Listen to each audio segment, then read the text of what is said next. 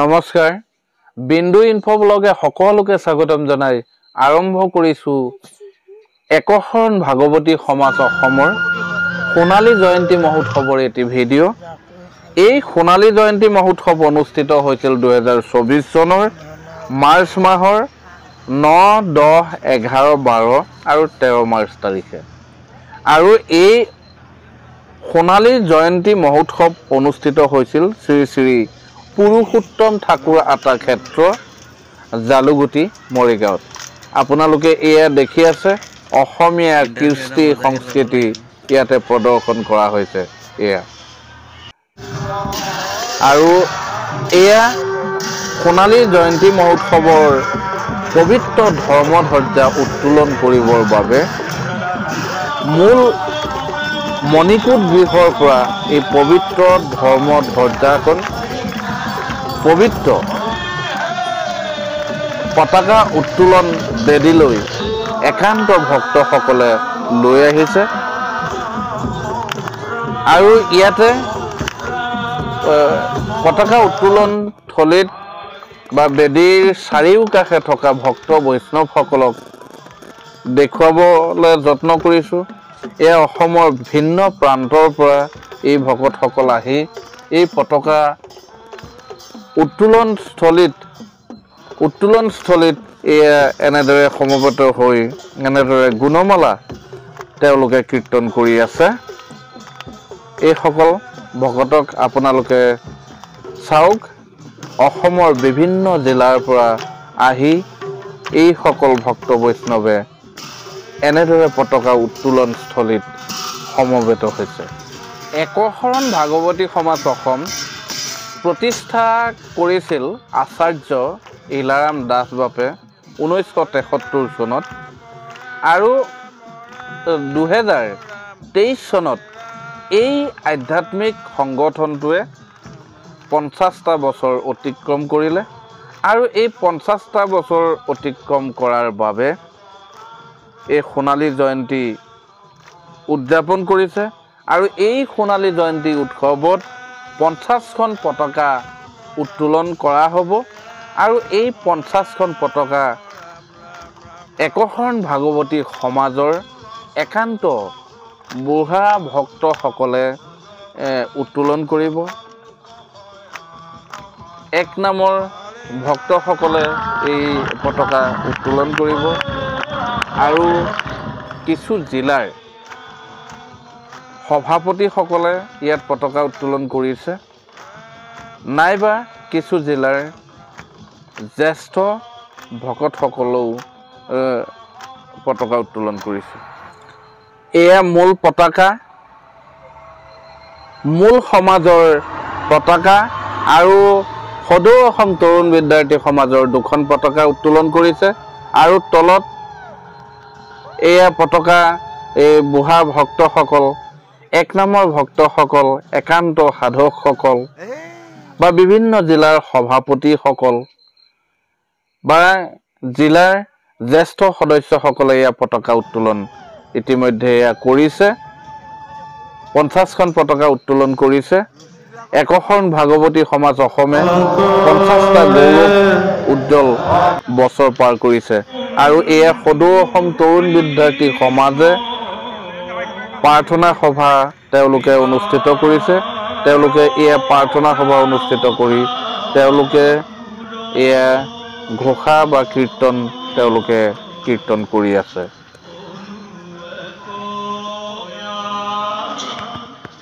এইসকল তৰুণ তৰুণী অসমৰ বিভিন্ন জিলাৰ পৰা অহা তৰুণ তৰুণীসকলে এয়া প্ৰাৰ্থনা সভা অনুষ্ঠিত কৰিছে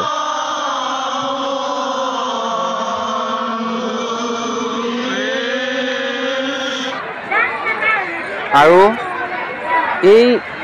সোণালী জয়ন্তী মহোৎসৱলৈ অহা ভক্তবৃন্দক বা অতিথিবৃন্দক এয়া হৈছে ভোজনালয় এই ভোজনালয়তে তেওঁলোকক আহাৰ খুওৱা হ'ব ইয়াত একশৰণ ভাগৱতী সমাজ অসমৰ ভক্ত বৈষ্ণৱসকলে চিৰা চিৰা দৈ জলপান গ্ৰহণ কৰিছে আৰু এইষাৰ হৈছে মোৰ নাম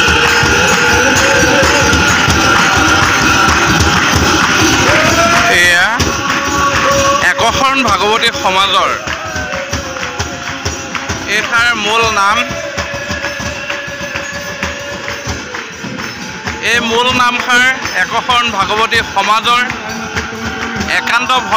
ভক্ত বৈষ্ণৱসকলে একান্ত ভকতসকলে কীৰ্তন কৰিছে আধ্যাত্মিক চিন্তাৰে আনন্দ ফূৰ্তি কৰি একান্ত ভকতসকলে এই নামষাৰ এয়া কীৰ্তন কৰি আছে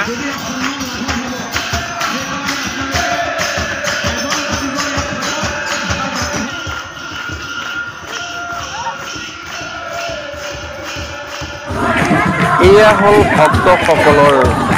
প্ৰাণৰ হৃদয়ৰ গুণমালা কীৰ্তন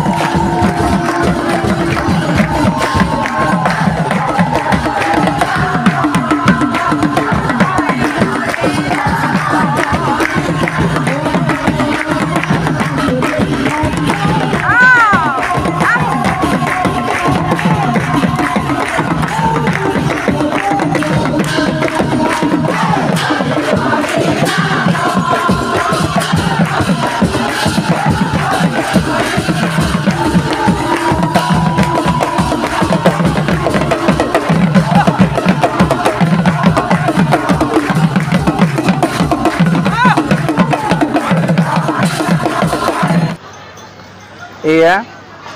11 মাৰ্চৰ দিনা এই সমাৰোহ অনুষ্ঠিত হৈছিল এইখন সমাৰোহ হৈছে সদৌ অসম তৰুণ বিদ্যাৰ্থী সমাজ আৰু প্ৰতিৰাধিকা আইমাতৃ যুগ্ম সমাৰোহ শ্যামকানু মহন্তদেৱ উদ্যোগী পৰিচালন সঞ্চালক MNS এডভাইজৰী গ্ৰুপ এই যুগ্ম সমাৰোহত অসমৰ বিশিষ্ট ব্যক্তিসকল উপস্থিত আছিল আৰু তেখেতসকলে সদৌ অসম তৰুণ বিদ্যাৰ্থী সমাজ প্ৰতিৰাধিকা সেৱা সমাজ বা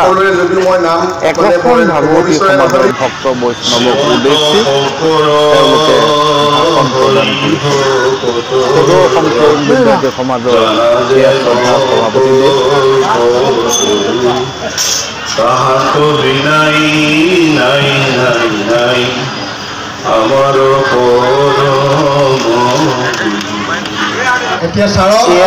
আমাৰ ভক্তসকলক সোণালী জয়ন্তীৰ সাংস্কৃতিক কাৰ্যক্ৰমসমূহৰ শুভ উদ্বোধন কৰিছিল মৰিগাঁও জিলাৰ শ্ৰদ্ধাৰ উপায়ুক্ত মহোদয় একশৰণ ভাগৱতী সমাজৰ আজিৰ এই সভাত উপস্থিত প্ৰতিগৰাকী ভক্তপ্ৰাণ ৰাইজ এই অনুষ্ঠানটিৰ এয়া হ'ল মহাপালনাম সামৰণি কীৰ্তন কিমান সুন্দৰভাৱে উপস্থাপন কৰিছে একশৰণ ভাগৱতী সমাজৰ একান্ত ভক্তসকল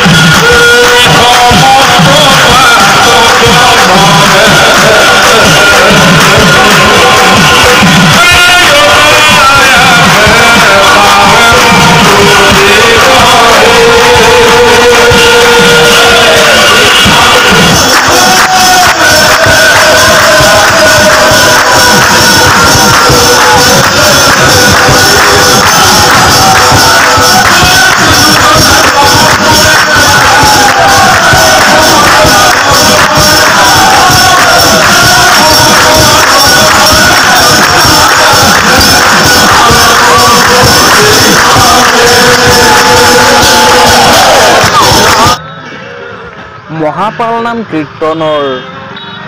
সামৰণিৰ পাছত এয়া ভাগৱত শোভাযাত্ৰা সাংস্কৃতিক শোভাযাত্ৰা কৰিছে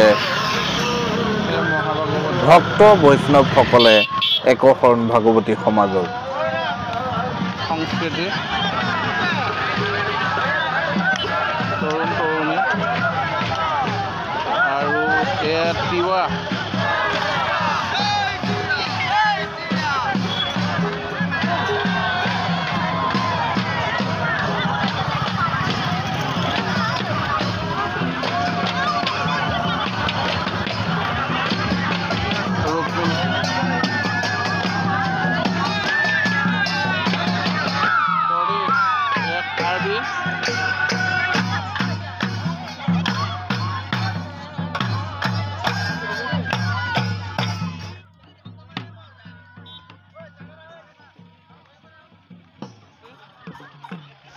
যুদ্ধ কৰি থকা দেখা অসমীয়া সংস্কৃতিৰ চাহ বাগানৰ